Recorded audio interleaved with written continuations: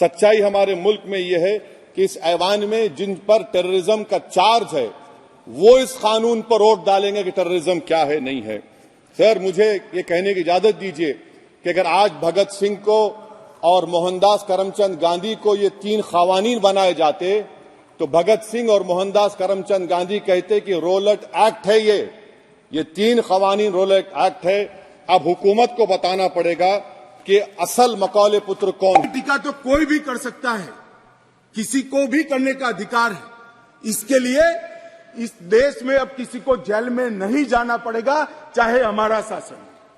मैं फर्क समझाता रहा हूं, जो बड़े कटाक्षमय तरीके से ओवैसी साहब हंस रहे इसलिए, मगर इस देश के खिलाफ कोई बोल नहीं सकता, इस देश के हितों को कोई नुकसान कर नहीं सकता। का सब सेडेशन पर देख लिए, सेडेशन को आपने दोबारा ला लिया, लफ्ज सेडेशन इस्तेमाल नहीं किया आपने।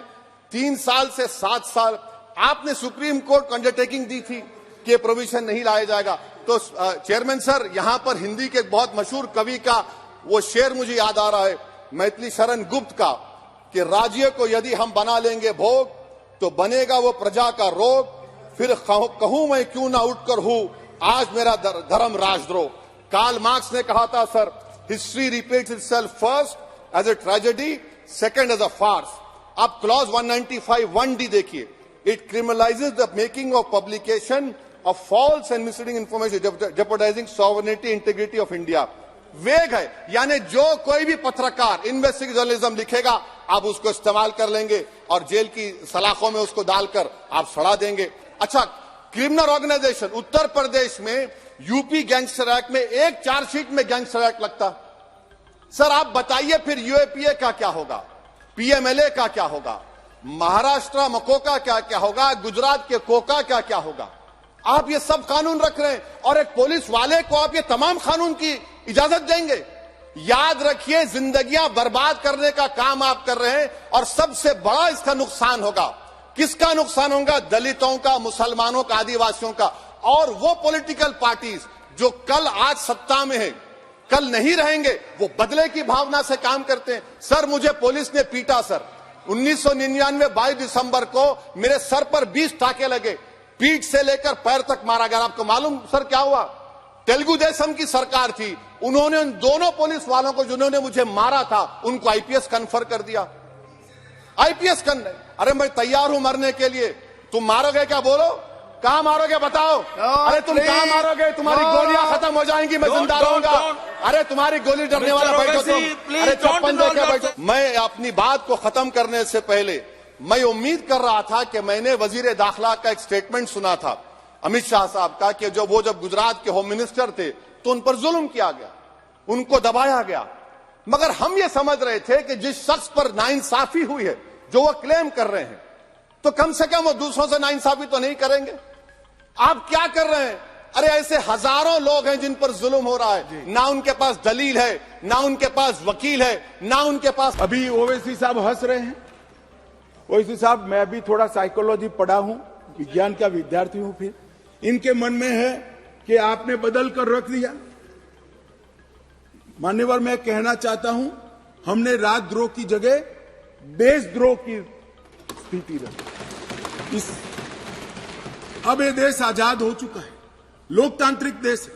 शासन की टीका तो कोई भी कर सकता है, किसी को भी करने का अधिकार है। इसके लिए इस देश में अब किसी को जेल में नहीं जाना पड़ेगा, चाहे हमारा शासन। मैं फर्क समझाता रहा हूं, जो बड़े कटाक्षमय तरीके से ओवैसी साहब हंस रहे इसलिए, मगर इस देश के खिलाफ कोई बोल नहीं सकता, इस देश के हितों को कोई नुकसान कर नहीं सकता। हम देशद्रोह की धारा लाए हैं, इनको अपने विचारों के कपड़े पहनाने का प्रयास करते, इसलिए मैं इस पर डिटेल में बात करता हूं। मान्यवर, आईपीसी 124C, उसमें शब्द प्रयोग था सरकार के खिलाफ की गई बात। बीएनएस धारा 152 जो इसकी जगह आई है, भारत की संप्रभुता, एकता और अखंडता को तोड़ने वालों पर इस धारा का उपयोग है। वहां सरकार शब्द प्रयोग है, यहां देश है, भारत शब्द प्रयोग है। आईपीसी में आसन या प्रयोजन की बात नहीं की थी। किस उद्देश्य से आप बोलते हैं, किस उद्देश्य से करते हैं, इसकी बात ही नहीं की। करना ही काफी है। हमने इसमें देशद्रोह की डेफिनेशन में आशय की बात करी है। उसका उद्देश्य क्या है, उसका आशय क्या है, इसका महत्व है। अगर उद्देश्य देशद्रोह का है तो इसको कठोर से कठोर दंड मिलना चाहिए, और उद्देश्य अगर शासन का विरोध करना है तो उसको दंड नहीं मिलना चाहिए। उसको वाणी स्वतंत्रता का अधिकार है। अब घृणा और अवमानना, शासन की अवमानना, शासन की घृणा करना, तिरस्कार करना, इसको हटाकर हमने शब्द प्रयोग क्या किया है? सशस्त्र विद्रोह, विध्वंसक गतिविधियां और अलगाववादी गतिविधियां शब्द प्रयोग। और अगर कोई कहता है सशस्त्र विद्रोह, बम धमाके, गोलीबारी और विध्वंसक प्रवृत्ति करने के बाद भी कोई जेल में नहीं जाना चाहिए, तो मैं इस विचार से इत्तेफाक नहीं रखता हूं। ये जेल में जाने ही चाहिए, सजा होनी ही चाहिए। इस देश में किसी को यह अधिकार नहीं है। मान्यवर, मैं इसलिए कहता हूं कि कुछ लोग ये नए इनिशिएटिव को अपना कलर देने का प्रयास कर रहे हैं, मगर आपका कलर, आपकी सोच, आपके विचार, आपकी नजर आपको मुबारक हो। हम तो संविधान की स्पिरिट को लेकर आगे चलने वाले लोग हैं। देश के खिलाफ जो कुछ करेगा उसको जरूर सजा होगी। ऐसा कानून में होना चाहिए। पर सर बीएनएस का टेररिज्म, सर ये बड़ा ही डेंजरस आपने खतरनाक आपने काम किया है। इससे दहशतगर्दी का मुकाबला नहीं होगा, सिविल लिबर्टीज खतरे में पड़ जाएंगे।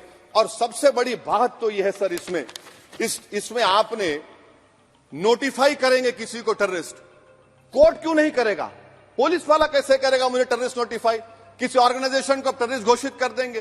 तो ये खुद सेपरेशन ऑफ पावर्स का वायलेशन है, जुडिशियल इंडिपेंडेंस का वायलेशन है और इंदिरा गांधी वर्सेस राजनारायण केस का वायलेशन है।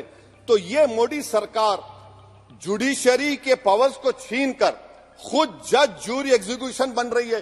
किसी शायर ने बड़ा अच्छा कहा था सर, वही कातिल, वही मुखबिर, वही मुंसिफ ठहरे। मुझे तो आश्चर्य हो रहा है, इस देश के कानून में आतंकवाद को रोकने की धारा है और इस सम्मानीय सदन का कोई व्यक्ति उसको मानव अधिकार के नाम से विरोध करे। आतंकवाद ही मानव अधिकार का सबसे बड़ा हनन करता है। जो आतंकवाद फैलाता है, आतंकवादी कृत्य करता है, जिसका जो विक्टिम होता है, इसके मानव का अधिकार का हनन आतंकवादी कृत्य करने वाला व्यक्ति करता है और उसको कठोर से कठोर सजा मिलती है।